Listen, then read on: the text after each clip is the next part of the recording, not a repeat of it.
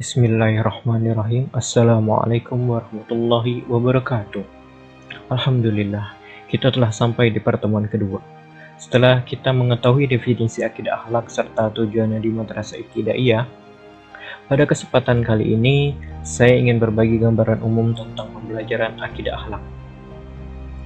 Bila kalian pernah merasakan pengalaman menjadi guru atau murid secara langsung, di mana ketika sang guru mengenalkan pelajaran baru dan kalian memahaminya sedikit demi sedikit, kemudian paham dan mampu menyelesaikan soal evaluasi, itulah yang dinamakan terjadinya proses pembelajaran. Dalam bahasa resminya, pembelajaran merupakan usaha sadar dari guru untuk membuat siswa belajar. Kemudian terjadi perubahan tingkah laku pada siswa yang belajar dan dibuktikan dengan adanya kemampuan baru yang berlaku dalam waktu relatif lama karena adanya usaha.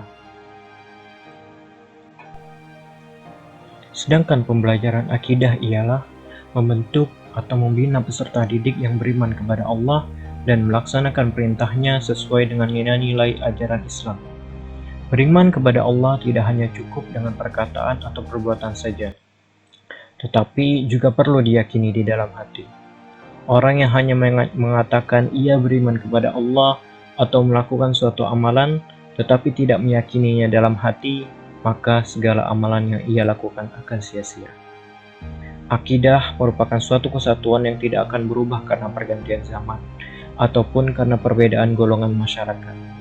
Allah Subhanahu wa taala berfirman dalam Quran surah Asy-Syura ayat 13 yang berbunyi, شرع لكم من الدين ما وصى به نوحا والذي أوحينا إليك وما وصينا به إبراهيم وموسى وعيسى أن أقيموا الدين ولا تتفرقوا فيه كبر على المشركين ما تدعوهم إليه الله يجتبي إليه من يشاء ويهدي إليه من ينيب. Tersebut menjelaskan bahwa agama yang disyariatkan Allah kepada Rasul-Rasulnya merupakan pokok-pokok akidah dan tiang-tiang atau rukun-rukun keimanan. Kemudian Rasul-Rasul Allah mewasiatkan kepada umatnya. Sebab pada umumnya manusia itu tentu memiliki syariat yang sesuai dengan keadaan mereka sendiri, jalan pikiran serta kerohanian mereka. Selain dari pengertian tadi, pembelajaran akidah juga mempunyai tujuan bagi manusia, terutama bagi umat muslim. Antara lain, yang pertama, memupuk dan mengembangkan dasar ketuhanan yang dibawa sejak lahir. Yang kedua, memelihara manusia dari kemusyrikan. Dan yang ketiga, menghindarkan diri dari pikiran atau paham yang menyesatkan. Maksud dari tujuan yang pertama, memupuk dan mengembangkan dasar ketuhanan yang dibawa sejak lahir, manusia merupakan makhluk yang berketuhanan sejak masih dalam kandungan. Allah memerintahkan kepada manusia untuk menyembah kepadanya sejak manusia ditiupkan ruh ke dalam tubuhnya. Sebagai manusia ada yang ingkar dan mempersekutukan Allah karena kebanyakan manusia mengikut kepada keyakinan orang tua dan pendahulu mereka yang sesat. Kemudian yang kedua, memelihara manusia dari kemusyrikan.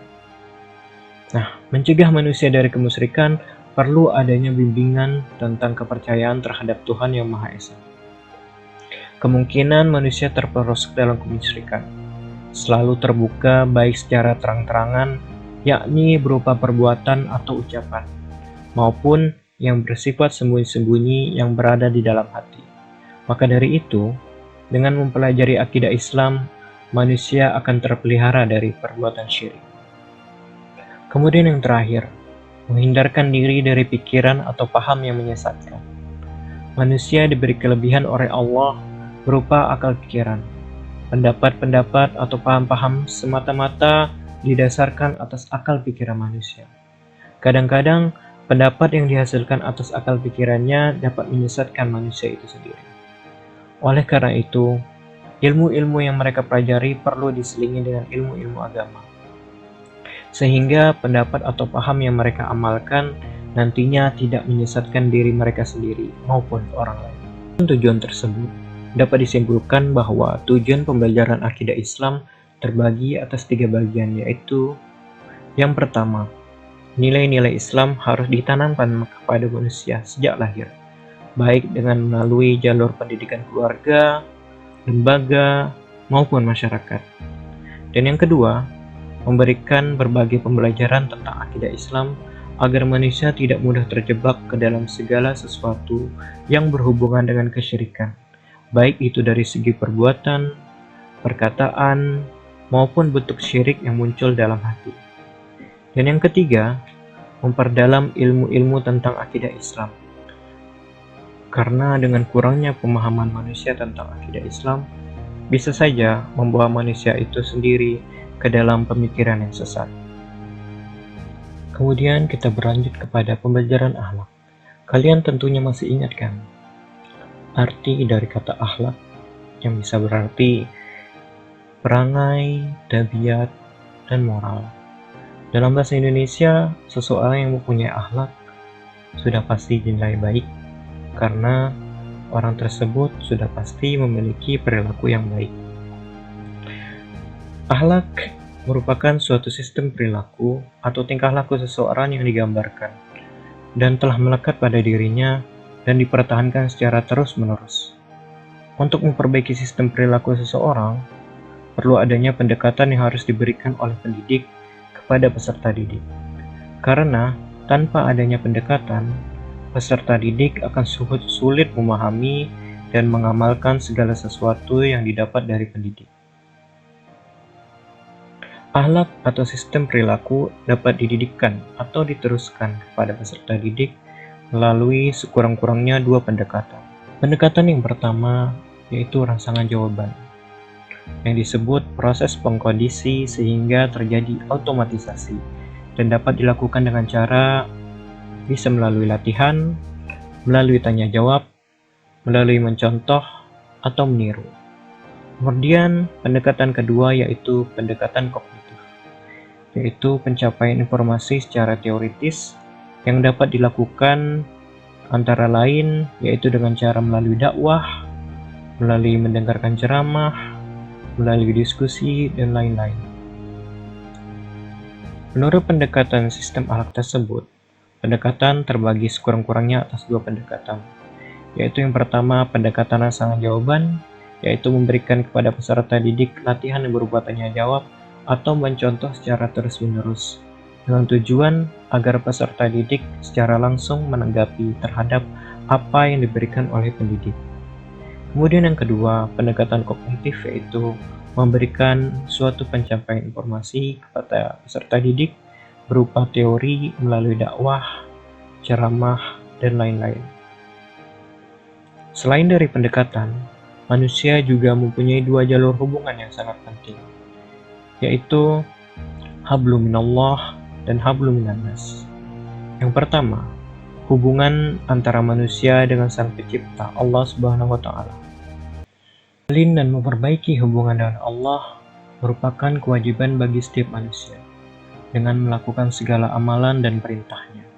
Karena statusnya sebagai makhluk mengharuskan ia untuk mengabdi dan menghambakan diri kepada Allah sebagai Tuhan yang telah menciptakan. Allah Subhanahu wa taala berfirman dalam Quran surah Az-Zariyat ayat 56 yang berbunyi, وَمَا خَلَقْتُ الْجِنَّ وَالْإِنسَ إِلَّا لِيَعْبُدُونَ. Hubungan yang kedua, yakni hubungan antara manusia dengan sesamanya. Hubungan manusia ini merupakan kontrak pembawaan manusia itu sendiri sebagai makhluk sosial, yakni melakukan hubungan baik dengan sesama manusia, karena manusia tidak bisa lepas dari interaksi sehari-hari dengan manusia lain. Allah Subhanahu wa taala berfirman dalam Quran surah Al-Hujurat ayat 13 yang berbunyi, يا أيها الناس إنا خلقناكم من ذكر وأنثى وجعلناكم شعوبا وقبائل لتعارفوا إن أكرمكم عند الله أتقاكم إن الله عليم خبير. ada banyak perintah atau tuntutan-tuntutan yang harus dikerjakan oleh seorang muslim. Salah satunya ialah memperbaiki hubungan kepada Allah dan memperbaiki hubungan kepada sesama manusia. Hal ini dikarenakan karena manusia merupakan makhluk yang membutuhkan Tuhan. Dan Tuhan yang sesungguhnya adalah Allah Subhanahu wa Ta'ala. Selain itu, manusia tidak mampu hidup sendiri dan sangat memerlukan bantuan dari manusia lainnya. Manusia perlu memperbaiki hubungan dengan Allah dengan cara melaksanakan semua tuntutannya dan menjauhi semua larangannya.